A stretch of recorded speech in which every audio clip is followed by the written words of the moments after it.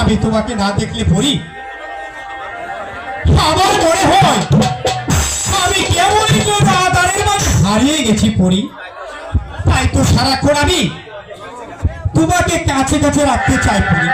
শুধু কি তুমি বন্ধু, তোমাকে কাছে পেয়ে আমার মনে হয় এই শূন্য হৃদয়ের সাথীকে খুঁজে পেয়েছি।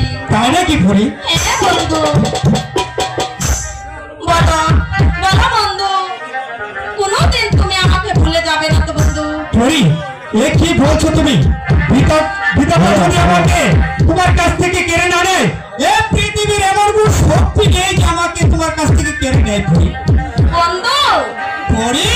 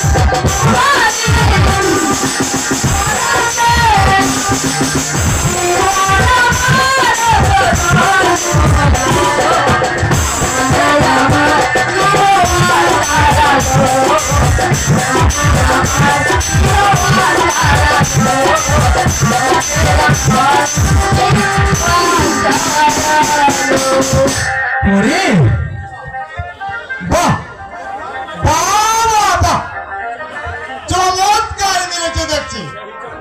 সেই জন্য তো বলি এই পরিবারের ছায়াটি চোখে পড়ছে না কেন? তুমি কি বলতে চাও বিক্রমদা? বলতে চাই নারটি দেখে দেখ কাসাই চোর চোখের সুন্দর, আমি যা সত্য তাই বলেছি।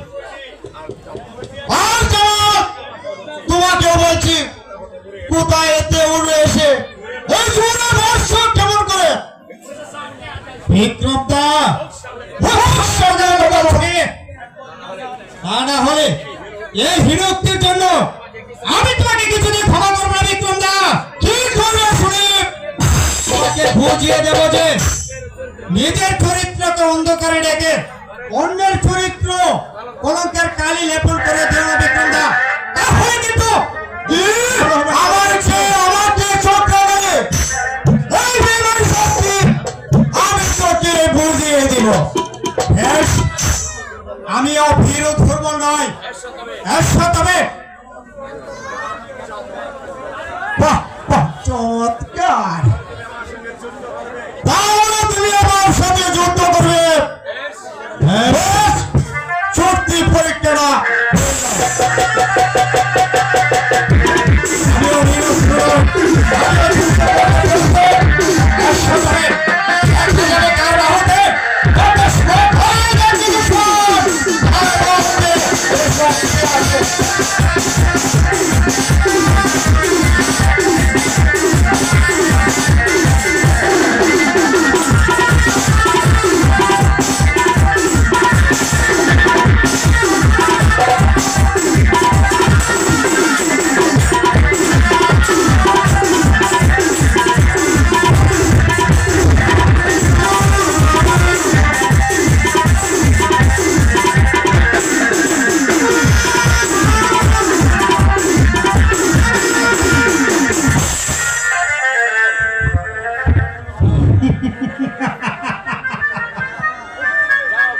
যাও, তুমি আমার চোখের সম্মুখ হতে দূর হয়ে যাও, দূর হয়ে যাও বলছি। আমিও যাচ্ছি। অর্জুন আমার জানার বেলা আমি তোমাকে বলে যাচ্ছি, আজ তোমার কাছে অপমানি হচ্ছে। তুমি মনে করো না এই অপমানের কথা না করে আমি ভুলে যাব না। এই অপমানের কথা আমি কিছুতেই ভুলে যাব না। এই অপমানের প্রতিশোধ করাই গন্ধা হিসাব করে নেব। তুমি আমার লোক এই বিক্রম সিং।